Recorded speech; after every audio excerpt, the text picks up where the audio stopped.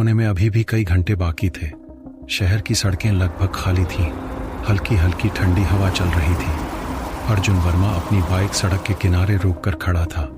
उसके हाथ में फोन था और स्क्रीन पर वही मैसेज चमक रहा था, पापा, अगर आप जिंदा रहना चाहते हो तो घर वापस मत आना, अनाया।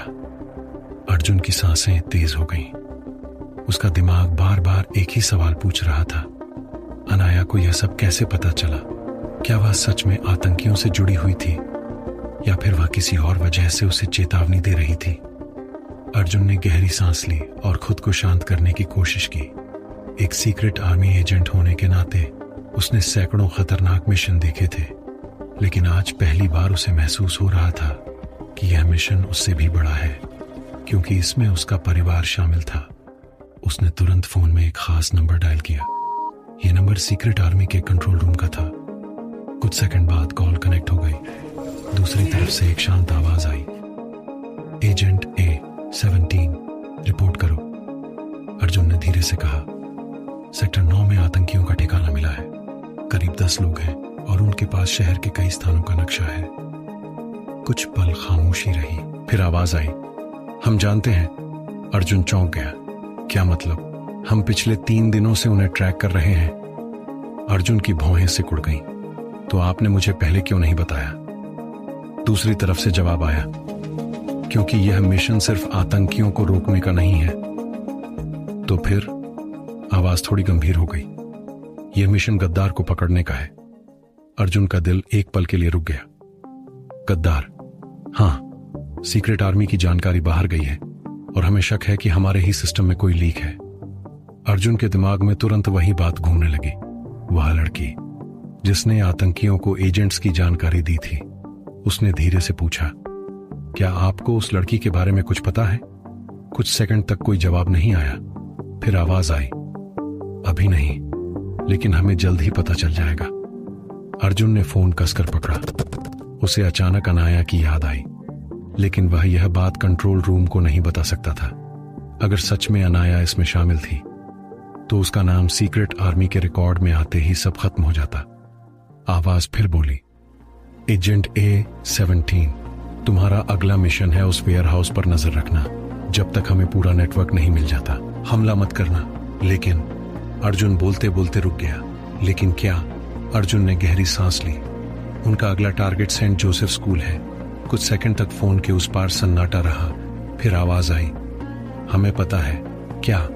हाँ, और इसी वजह से यह मिशन और भी जरूरी हो गया है। अर्जुन का गुस्सा बढ़ने लगा। तो आप चाहते हो कि मैं बस खड़ा रहूं और बच्चों की जान खतरे में डाल दूं? आवाज ठंडी थी। हम चाहते हैं कि तुम पूरा नेटवर्क पकड़ो ताकि यह खतरा हमेशा के लिए खत्म हो सके। अर्जुन समझ गया, सीक्रेट आर्मी बड़े फैसले लेती थी। कभी कभी ऐसे फैसले जिनमें भावनाओं की कोई जगह नहीं होती। लेकिन एक पिता के लिए यह इतना आसान नहीं था। कॉल खत्म हो गई।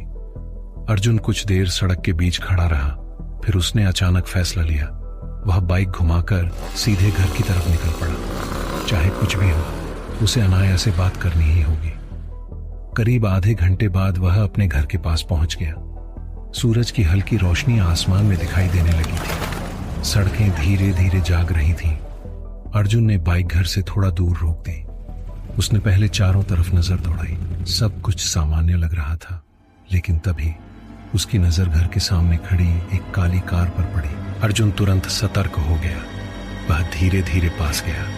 कार के शीशे काले थे, अंदर कुछ दिखाई नहीं दे रहा था। अर्जुन ने आसपास देखा। कोई भी आदमी नजर नहीं आ रहा था, लेकिन उसे एक अजीब सा एहसास हो रहा था, जैसे कोई उसे देख रहा हो। वह जल्दी से घर के अंदर चला गया। दरवाजा आधा खुला हुआ था। अर्जुन का दिल जोर से धड़कने लगा। उसने धीरे से दरवाजा खोला। अनाया। कोई जवाब नहीं आया। घर में अजीब सा सन्नाटा था। अर्जुन तेजी से ऊपर की तरफ भागा। अनाया का कमरा खुला हुआ था, लेकिन कमरा खाली था। बिस्तर बिखरा हुआ था और टेबल पर लैपटॉप खुला हुआ था। अर्जुन तुरंत उसके पास गया। लैपटॉप की स्क्रीन अभी भी ऑन थी। उस पर एक फाइल खुली हुई थी। फाइल का नाम था secret army agent list. Arjun की आंखें चौड़ी हो गईं। उसने फाइल खोली। उसमें सीक्रेट आर्मी के कई एजेंट्स के कोड लिखे थे और सबसे ऊपर लिखा था A-17 अर्जुन वर्मा। अर्जुन का दिल तेज धड़कने लगा। क्या अनाया सच में यह सब जानती थी? लेकिन तभी लैपटॉप स्क्रीन पर एक नया मैसेज पॉपअप हुआ। If you want to see your daughter alive, come alone. Arjun के हाथ ठंडे पड़ गए। स्क्रीन पर एक लोकेशन दिखाई दे रही थी, ओल्ड सिटी ब्रिज, और उसके नीचे एक लाइन लिखी थी, no police, no secret army. Arjun समझ गया यह एक जाल था, लेकिन उसके पास कोई और रास्ता नहीं था। अगर वह नहीं गया तो शायद वह अपनी बेटी को हमेशा के लिए खो देगा। अर्जुन ने लैपटॉप बंद किया।